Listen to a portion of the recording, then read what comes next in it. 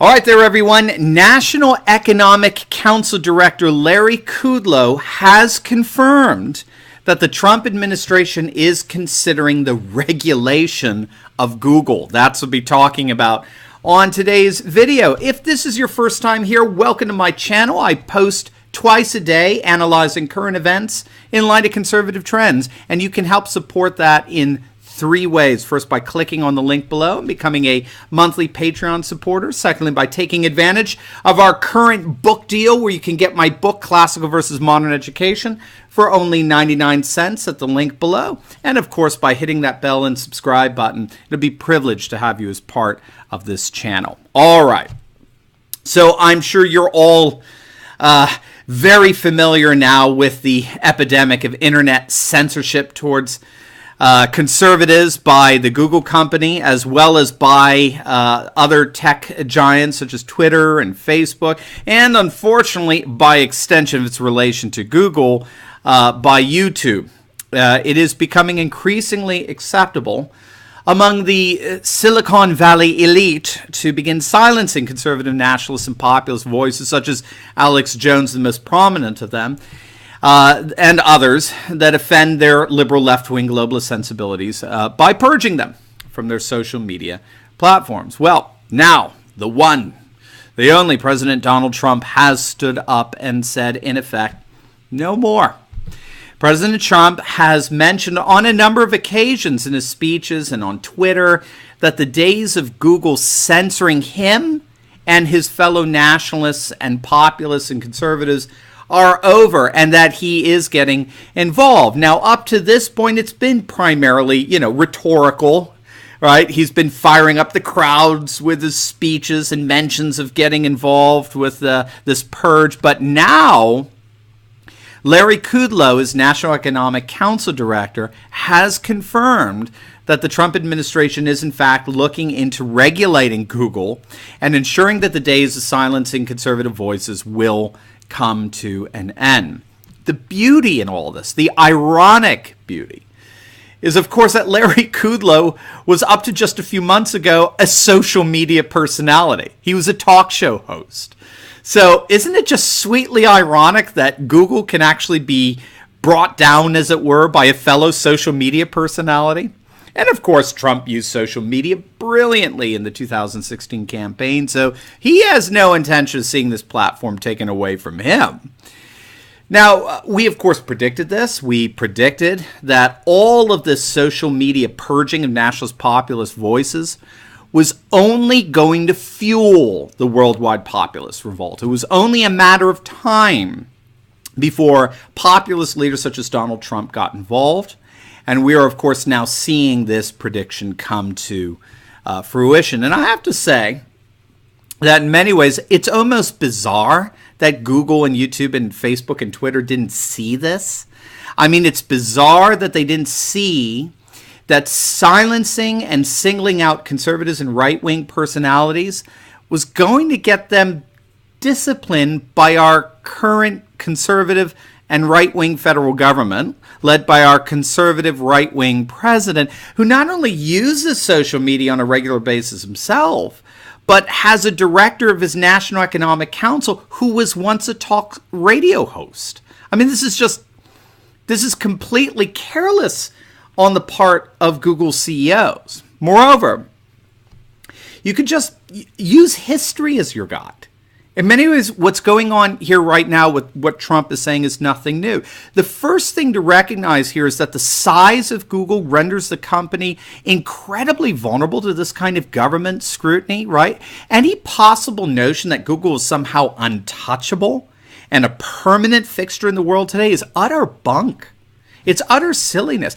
People said the same things when it came to IBM in the 70s and 80s. They said the same thing about Microsoft. They said the same thing about Sony, right? The notion that a massive company, a massive multi-billion-dollar corporation is a permanent fixture in the world of corporate enterprise is a fairy tale. It's a non-starter in terms of the way things work in dynamic economies. When all is said and done, Google has reached a size and magnitude that almost asks, it quite literally begs for government regulation and intervention. Again, very, very much comparable to what happened to IBM. IBM had 70% market share in computer technology in the 60s and 70s. It was absolutely colossal.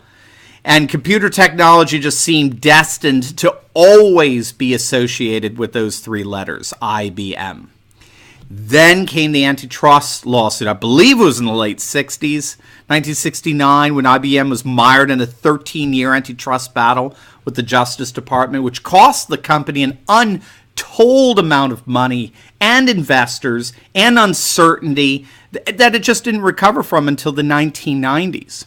Microsoft went through its own ordeal with the government in the 2000s, eventually having to pay $1 billion settlement. The point here is that now that Google has risen to this kind of prominence, now that Google owns 90% of the search engine market share, it's literally begging for antitrust investigations and lawsuits. It's begging for it, right or wrong, right?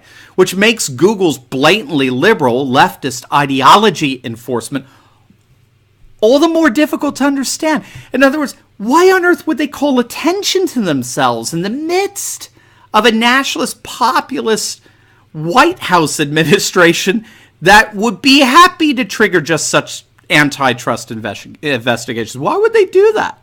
Why would they quite literally say, hey, Mr. President, look over here. Look at how we're mistreating all of your supporters. Look at us. Isn't that great? I don't know. Maybe they really believe they're unbeatable, right? Perhaps they've actually fallen victim of actually believing the press, as it were, the propaganda that they are permanently without competition. Well, they actually believe, I think, in many respects, that they will reach the stratosphere of information aggregation. That's their business model. If you're not familiar, Google actually is a number, right? It comes from the number Google, Googol, which is 10 to the 100th power, the number 10 followed by 100 zeros. It's greater than the number of particles in the universe. It's an astronomical number. And in many respects, I think it obviously captures the governing philosophy of the company Google, as they aim to aggregate quite literally the sum total of all digital information in one place, storing it in their centralized computer system as it were, with extraordinary megahertz capability. Nevertheless, Google is a thoroughly left-wing company. The scholar George Gilders has documented their philosophical commitment to combating global warming. They're committed to fostering a politically correct multiculturalism, globalism. They're a thoroughly left-wing, Silicon Valley organization. Very Marxist in many respects. But behind this left-wing ideology is a very definite business model that's structured around what Gilders calls aggregate and advertise.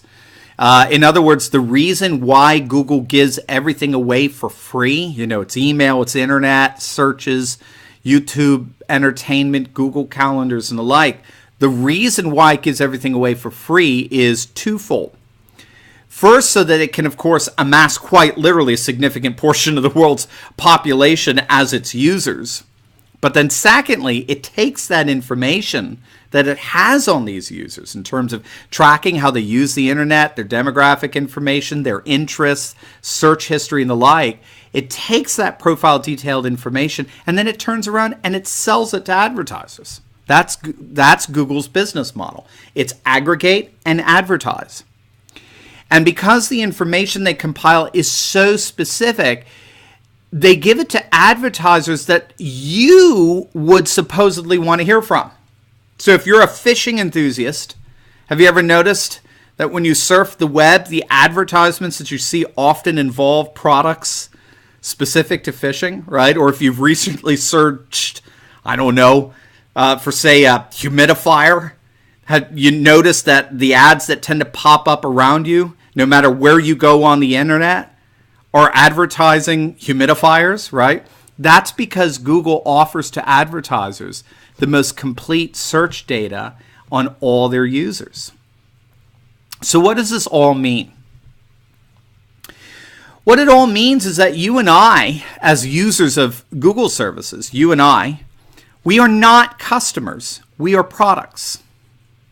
We are the ones who are for sale. Our data, that is, our profiles. That's how Google operates, and Facebook and Twitter.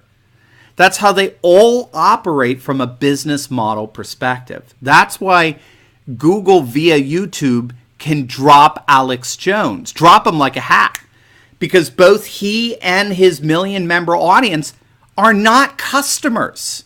They're the product.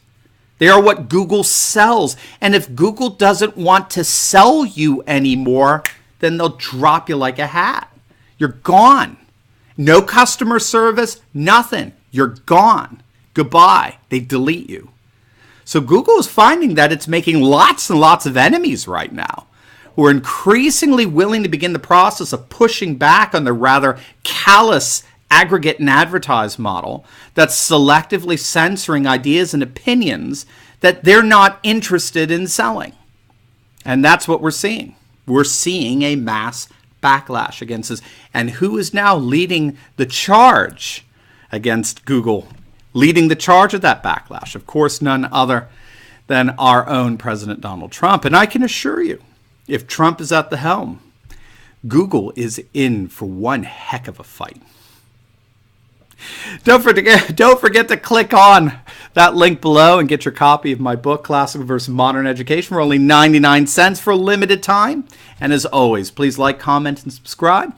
Click on our Pinterest link below. Become a monthly supporter of this channel and help us to continue to analyze current events in light of these awesome conservative trends so that you can personally and professionally flourish. God bless.